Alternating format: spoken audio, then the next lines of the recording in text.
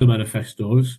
So we've got the Labour Party manifesto, which, and you'll see this on every slide, every party, abolish the Section 21 route to eviction.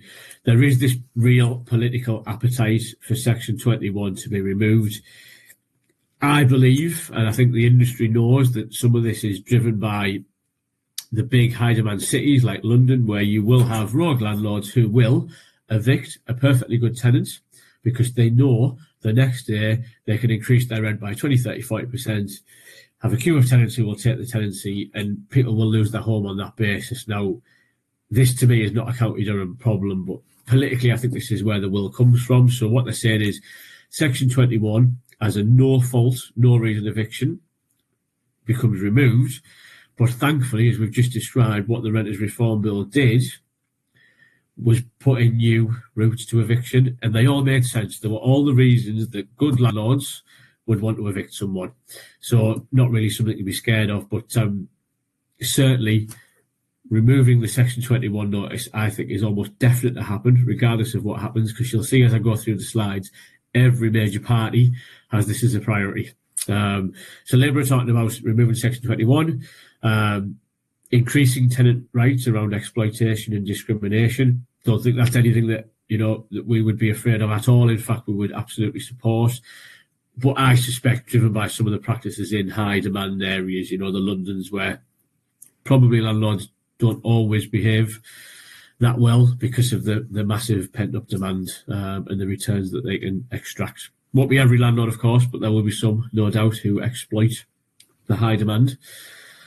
Awab's law is a damp and mould piece of legislation that I'm going to come to later, so bear with me on that. But Labour specifically talk about extending Awab's law from the social housing sector into private rented. So just, if we park that in the back of the mind, because I have some slides on the damp and mould requirements later. So not a legal requirement for us, yes, but I think something to come. But we'll say more about that later, if that's okay.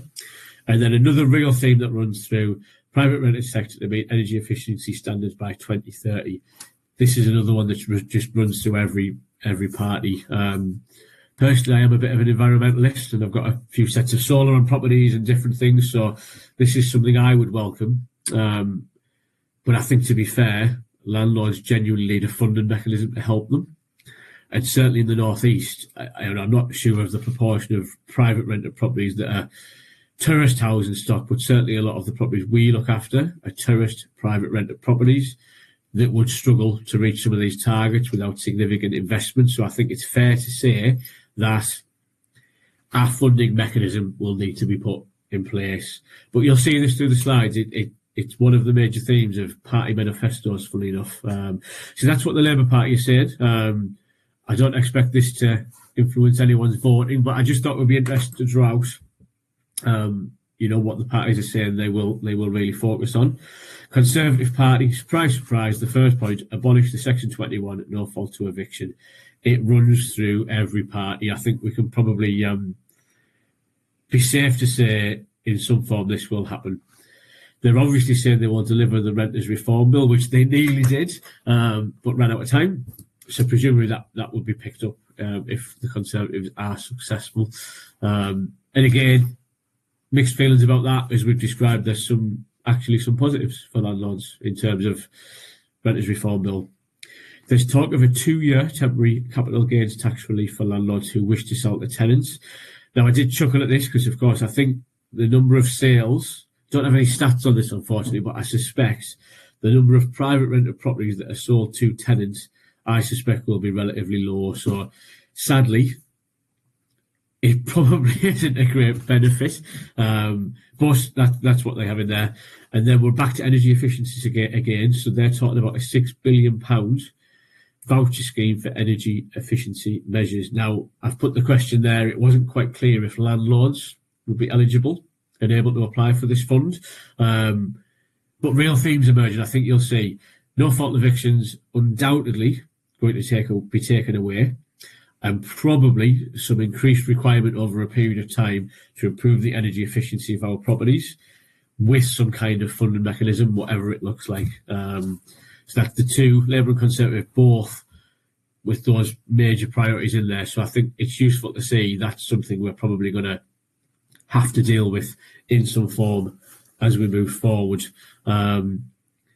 Green Party manifesto, surprise, surprise, they want to abolish Section 21 no-fault evictions. Fair enough. And then, unsurprisingly for the Green Party, but energy efficiency. So net zero by 2040. Quite a strong statement where they say with tenants having the right to demand energy efficiency measures. Now, how that will be delivered, there's no detail. We will see, but just this real theme, looking at how tenancies are rendered and evictions and energy efficiency. So I think probably as landlords we can start to think about certainly energy efficiency. It looks pretty certain there'll be some level of legislation to come. They were also talking about local authorities being able to control rents in unaffordable areas. Now, I don't think this will affect us in County Durham, not by my understanding. But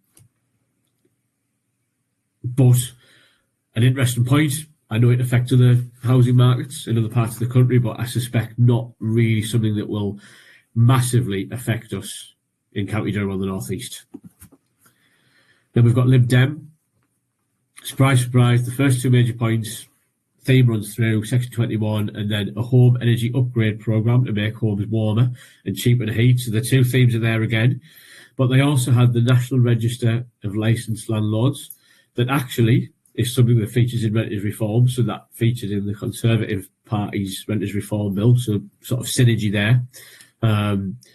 They were talking about local authorities having the power to control second homes and short lets. Again, I don't think it's a particularly North East problem. I know there's the likes of Edinburgh that has a real Airbnb problem with the popularity of Airbnb sort of taking away homes out of the market. But I really don't think it's a North East issue, so perhaps not something that would spike the attention of councils in the North East or something they want to tackle. Interestingly, Lib Dems, and I'll come to right to rent later actually, because this is a real risk factor for landlords that we must get right actually. It's an area where landlords can be fined quite significantly if you omit or don't get this right. But the Liberal Dems were proposing to repeal the requirement on landlords to check right to rent. Something that we're quite meticulous about because the fines are vast. I'll come to that in a later slide if that's okay. But just an interesting point from the Lib Dems that was chucked in there about taking away this requirement on landlords. Bit of an odd one. I would kind of agree that it doesn't sit well with landlords, but it's something we've had for quite some years and we're sort of stuck with, frankly. So yeah, a bit of an odd one there. And then reform, the Reform Party. What can I say? As I say, you probably caught a little bit of my opinion there. But yes, the Reform Party, ironically, wanting to scrap the Renters Reform Bill. Where that would leave us, I don't know, because there is just huge demand around, or huge cross-party political strength around Section 21 being removed and energy efficiency. But, you know, we'll talk about it anyway. So the Reform Party saying they would abolish the Renters Reform Bill. What we would get instead, there is no detail. But a really interesting one, they have specifically said that would be a real positive for landlords, actually.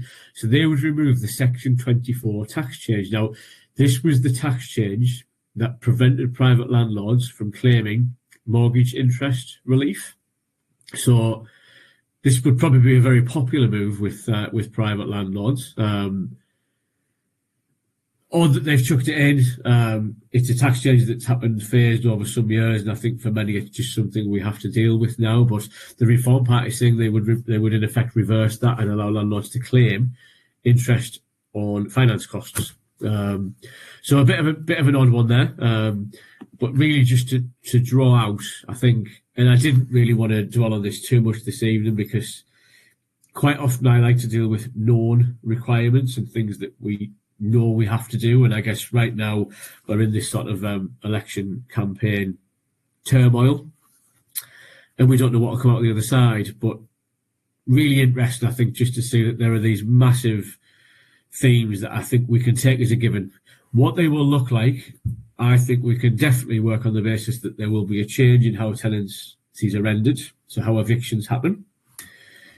It would appear there will definitely be some kind of real initiative on energy efficiency, and definitely I think private landlords can expect more legislation, and probably letting agents as well, frankly, because we're as unpopular and as targeted as private landlords are who operate independently. So interesting, I think, just to draw those three themes out, because they seem to run through in the major parties. Probably not a lot of direct planning we can do, but just interested to see what I think we've got to come, frankly. So yeah, I will leave you guys to make what you will of that, but that seems to be the sort